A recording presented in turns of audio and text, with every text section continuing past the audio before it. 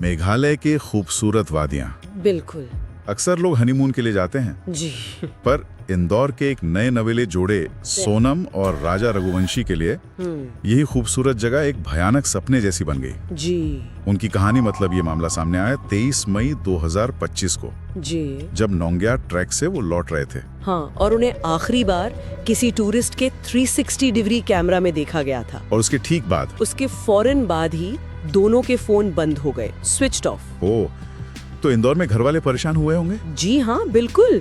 जब 24 घंटे से ज्यादा हो गए और कोई संपर्क नहीं हुआ तो जाहिर है चिंता तो बढ़ेगी। राजा की माँ की आखिरी बार बात हुई थी 23 मई दोपहर को। अच्छा। हाँ, राजा ने तब कहा था कि नेटवर्क की थोड़ी दिक्कत है, लेकिन फिर ये इतनी लंबी खामोशी, इसने शक पैदा कर दिया। फिर अगले ही दिन 24 मई को उनकी किराए की स्कूटी मिली। हाँ, शिलोंग के पास सोहरा रिम में लावारिस हालत में। तो पुलिस को पहले क्या लगा? हादसा। हाँ, पहली नजर में पुलिस को भी यही लगा कि शायद कोई एक्सीडेंट हुआ हो।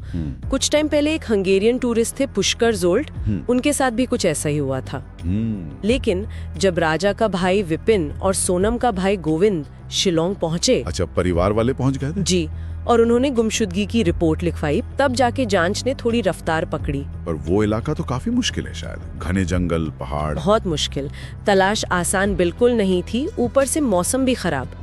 आखिरकार 2 जून को थर्मल ड्रोन का इस्तेमाल करना पड़ा। और ड्रोन से कुछ मिला? हाँ, ड्रोन ने वैसडॉन फॉल्स के पास एक गहरी खाई में करीब 300 फीट नीचे एक बॉडी डिटेक्ट की। ओ, राजा की बॉडी थी वो। कंफर्मेशन हुआ, हाथ पर बने टैटू और कलाई पर बंधी स्मार्ट वॉच से वो राजा रघुवंशी ही थे। लेकिन कहानी यहीं खत्म नहीं हुई। नहीं, बिल्कुल नहीं। यहीं से तो कहानी ने एक बहुत खौफनाक मोड़ लिया। जब ऑटोप्सी रिपोर्ट आई, उसमें क्या निकला? ये हादसा नहीं बल्कि हत्या थी।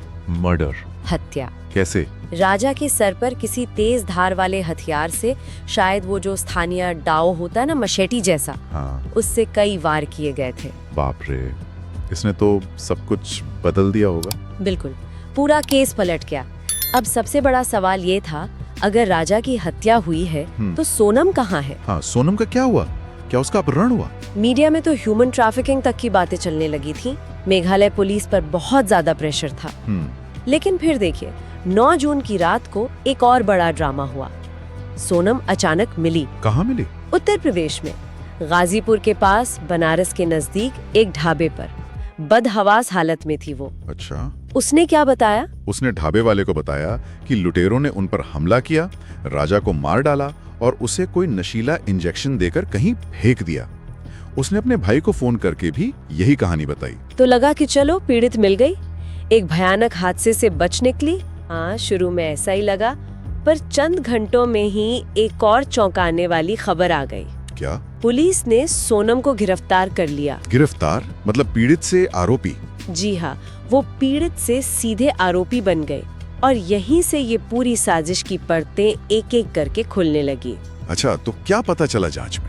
जांच की गहराइयों में पता चला कि सोनम इस शादी से बिल्कुल भी खुश नहीं थी। वो अपने घर वालों पर जबरदस्ती शादी करवाने का इल्जाम लगा रही थी। और इसी नाखुशी की वजह से उसने हत्या की योजना बनाई। ऐसा ही सामने आया। उसने अपने भाई की प्लाईवुड कंपनी में काम करने वाले एक लड़के राज कुशवाहा और 3 और लोगों, विशाल चौहान, आकाश और आनंद कुर्मी के साथ मिलकर राजा को रास्ते से हटाने का पूरा प्लान बनाया था। मतलब हनीमून का प्लान भी झूठा था, एक जाल। बिल्कुल, हनीमून का सरप्राइज सिर्फ एक बहाना था। पहले वो राजा को गुवाहाटी ले गए, वहाँ हत्या की पहली कोशिश हुई पर नाकाम रही। फिर मेघालय में? हाँ। फिर मेघालय ले जाके नोंग्या ट्रैक पे भी कोशिश की, वो भी फेल हो गई। आखिरकार 23 मई को वेस्टडोंग फॉल्स की सुनसान पार्किंग में उन्होंने प्लान को अंजाम दिया। पर कैसे? पार्किंग में? जांच के मुताबिक सोनम ने इशारा किया और विशाल, आनंद, आकाश ने मिलकर डाव से राजा के सिर पर हमला कर दिया और फिर शव को खाई में फेंक दिया। जी, सबूत भी काफी मिले पुलिस को। किराए की स्कूटी का GPS ट्रैकर था, उससे लोकेशन हिस्ट्री पता चली। अच्छा, वो अहम सुराग रहा होगा। हाँ, फिर हत्या में इस्तेमाल हुआ डाव भी मिला। खून लगा हुआ एक रेनकोट भी मिला, जो सोनम ने हत्या के बाद आकाश को छुपाने के लिए दिया था। सोनम के कॉल रिकॉर्ड्स थे और उसके सूटकेस से मंगलसूत्र भी मिला, जिसे उसने उतार कर रख दिया था। बाप रे। काफी तैयारी की गई थी। बिल्कुल। मेघालय पुलिस ने ऑपरेशन हनीमून नाम से SIT बनाई, इंदौर पुलिस से भी मदद ली और फिर सोनम, राज कुशवाहा, विशाल, आकाश, आनंद, ये पांचों मुख्य आरोपी गिरफ्तार हो गए। और भी लोग शामिल थे इसमें। हाँ, सबूत मिटाने और भागने में मदद करने के आरोप में 3 और लोग पकड़े गए, सिलोम जेम्स, लोकेंद्र तोमर और एक गार्ड बलवीर। मतलब ये पूरी एक सोची समझी साजिश थी। लेकिन क्यों? सबसे बड़ा सवाल तो यही है, मकसद क्या था आखिर? सिर्फ जबरदस्ती की शादी का बदला? ये एक एंगल है। दूसरा एंगल सोनम और राज कुशवाहा के बीच प्रेम संबंध का भी आया। हालांकि राज इस बात से इनकार करता रहा, पर सोनम के फोन में राज का नंबर संजय वर्मा नाम से सेव था। और कोई वजह? पैसे का भी जिक्र था शायद। हाँ, पैसे का एंगल भी है। कहा गया कि विशाल, आकाश और आनंद को हत्या के लिए 20 लाख रुपए देने का वादा किया गया था।